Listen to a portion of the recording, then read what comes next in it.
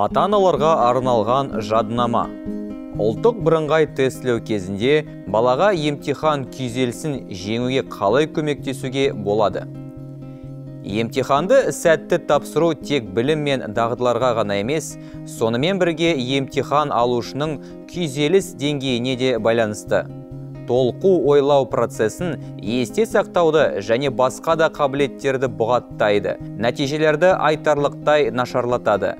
Сонымен қатар, күйзелістің жоғары деңгейі емтиханға дейінде, одан кейінде психикалық бұзылуларға әкелуі мүмкін. Емтихан күйзелісін азайту үшін осы қиын кезеңде балалармен қалай дұрыс әрекет ету керек? Балаларыңызға деген өз махаббатыңыз туралы айтыңыз. Сіздің міндетіңіз баланы емтихан нәтижелері оған ата-ананың сүйіспеншілігіне әсер етпейтініне сендіру. Ол сізден ұзынырақ болса да, ата-анасы оны әрдайым және сөзсіз жақсы көретін сезіну маңызды, яғни ешқандай шартсыз. Мұны жиі қайталаңыз және осы асыра айтудан қорықпаңыз. Шартсыз махаббат көп болмайды, ал емтихан күйзеліс жағдайында бала әсіресе осал және сезімтал. Үміттеріңізді талқыламаңыз. Емтихан нәтижелеріне байланысты сіз сезетін сезімдерді туралы айтуға болмайды. Маңызды емес, оң немесе теріс сезімдер туралы. Мысалдар, сөз тіркестерінен аулақ болу керек. Егер сен 100 ұпай алсаң, мен ең бақытты адам болар едім. Егер сен тапсыра алмасаң, мен қатты ренжимін. Егер сен оқуға түссең, әкең екеуміз мақтан етеміз. Баланың көз алдында емтиханның оның болашағы үшін маңыздылығын теңестіріңіз. Баланы емтихан нәтижелеріне қарамастан, оның өмірі бақытты болатынына сендіріңіз.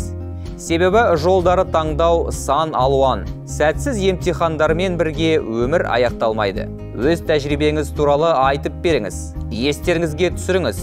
Емтиханды қалай тапсырдыңыз және өз жетістіктеріңіз бен сәтсіздіктеріңіз туралы мүмкіндігінше жайлы айтып беріңіз.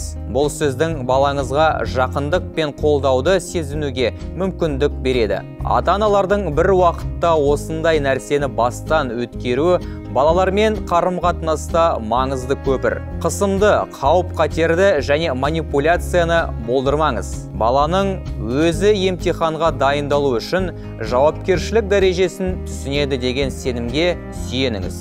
Сондықтан барлық қауіптерді болдырмаңыз. Қауіптер мен манипуляциялық уәделер ынталандырмайды. Тек күйзелісті қосады және нәтижелерді нашарлатады. Сонымен қатар сәтсіздік жағдайында бұзылуды күшейтеді. Баланың назарын аударыңыз. Емтихан соңында олардың нәтижелеріне қарамастан, балаға жағымды және уәде етіңіз. Қызықты сапар, концертке билеттер, матч, көптеген күткен нәрсе баланың арманын орындау, мысалы ит алу. Не үшін? Баланың өз ойларында емтихандарға қатысы жоқ жағымды нәрсеге ауысуына себеп болу үшін. Мұндай уәделер босаңсытатын компонент болады деп қорықпаңыз.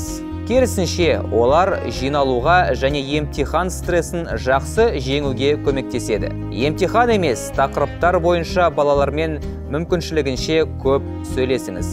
Емтихан емес, тақырыптар бойынша балалармен мүмкіндігінше көп сөйлеңіз. Емтихан алдындағы соңғы күндері көптеген ата-аналар балалармен тек тапсыру, қабылдау, сәттілік сәтсіздік тақырыптарына сөйлеседі. Бала саналы түрде әсер ету мүмкін.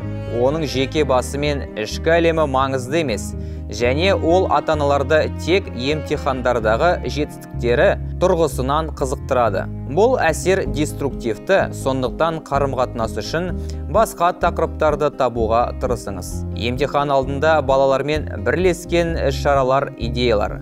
Бірге кино көріңіз, YouTube-тағы қызықты бейнелерге сілтемелер алмасу. Баланың хоббиіне белсенді қызығушылық таныту. Сізге балаңыздың қолынан келетін нәрсені үйретуді сұраңыз. Жұмысты бірге бастаңыз, кішкене жөндеу, қайта құру, балкондағы шағын бақша. Сіздің ұлыңыздың немесе қызыңыздың оқу нәтижелеріне деген қызығушылығыңыз төмендейтініне деген сенімді емтихан алдындағы стрессті азайтады. Сонымен қатар, мүмкін сәтсіздіктен аман қалу оңайырақ болады. Қалайлы эмоциялар фон жасаңыз. Баланың алаңдатушылығын арттырмаңыз. Ата-аналардың толқуы әрдайым балаға беріледі. Ал егер ересектер жауапты сәтте эмоцияларын жеңе алса, онда бала жас ерекшеліктеріне байланысты эмоционалды түрде бұзылуы мүмкін.